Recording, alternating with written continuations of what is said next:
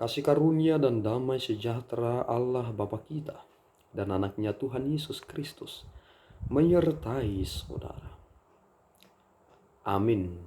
Shalom, saudara-saudari yang terkasih di dalam nama Tuhan Yesus Kristus. Senang bisa menyapa saudara di tempat saudara berada hari ini. Dalam dimensi yang berbeda tetapi dalam dunia yang sama.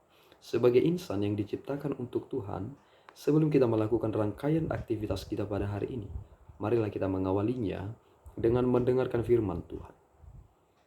Firman Tuhan untuk kita pada hari ini tertulis dalam Yeremia pasal yang ke-14, ayatnya yang ke-21. Demikian pembacaan firman Tuhan.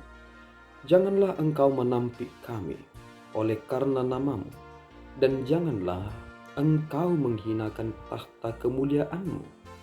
Ingatlah perjanjianmu dengan kami, janganlah membatalkannya. Demikian pembacaan firman Tuhan. Berulang-ulang kali kita harus disegarkan kembali tentang perjanjian yang telah dikukuhkan oleh Allah dengan kita. Secara simbolis, bangsa Israel telah mendapatkan perjanjiannya ketika Allah menyatakan bahwa Allah lah yang akan membimbing mereka. Dan bentuk dari respon dari bangsa Israel adalah, ya, kami bersedia. Dan ini menjadi sangat penting dalam perjalanan kehidupan bangsa Israel. Dan itulah sebenarnya yang ingin disegarkan kembali. Karena ternyata keturunan pertama telah selesai, keturunan kedua telah selesai. Dan sekarang kita mendapati bahwa sangat jauh dari apa yang telah diterima oleh nenek moyang kita. Dan kita lanjutkan pada saat ini. Itu mengapa murka Tuhan begitu besar akan bangsa Israel. Sehingga Allah berpesan kepada Yeremia bahwa meskipun mereka memberikan korban kepadaku, korban persembahan, aku tidak akan menerima itu. Mengapa demikian? Betapa kecewanya Allah melihat kenyataan hidup yang begitu memilukan hati Tuhan. Dan bahkan Allah sendiri berkata dalam Yeremia pasal yang ke-17, air mataku bercucuran. Dan inilah yang menjadi dasar yang sangat penting bagi kita.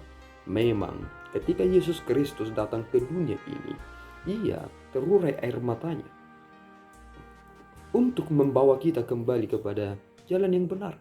Tetapi apakah kita mengizinkan hal itu akan terjadi lagi?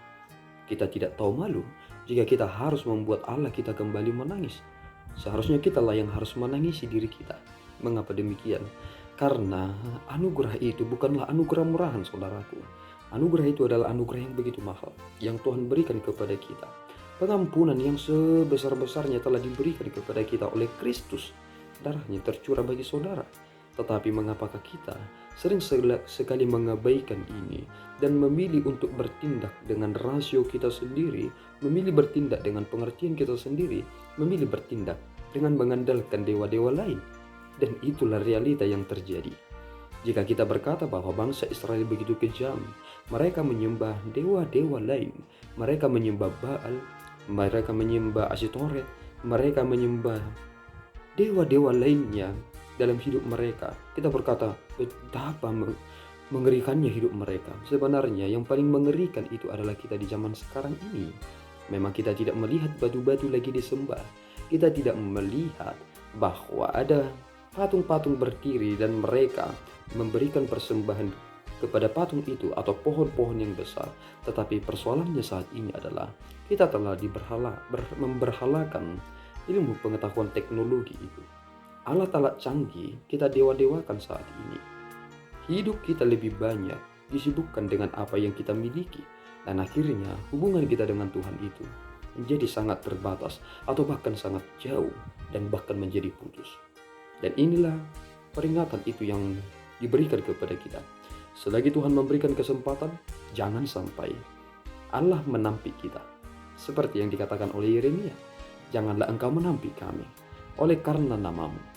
Nama Tuhan harus dimuliakan. Nama Tuhan harus dimasyhurkan. Jangan sampai nama Tuhan dipermalukan, padahal kita mengatasnamakan nama Tuhan dalam identitas kita. Kiranya Tuhan memberkati saudara, dan ingatlah bahwa Tuhan telah memberikan belas kasihannya kepada kita.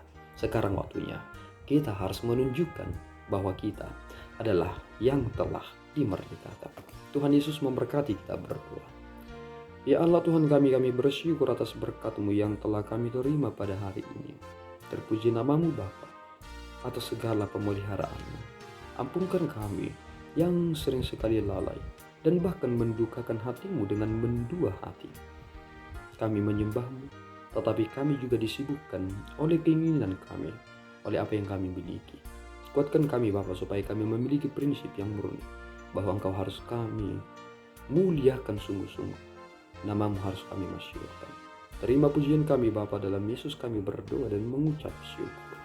Anugerah Tuhan kita Yesus Kristus, kasih setia Allah Bapa, dan persekutuan Roh Kudus menyertai saudara. Amin. Tuhan Yesus memberkati.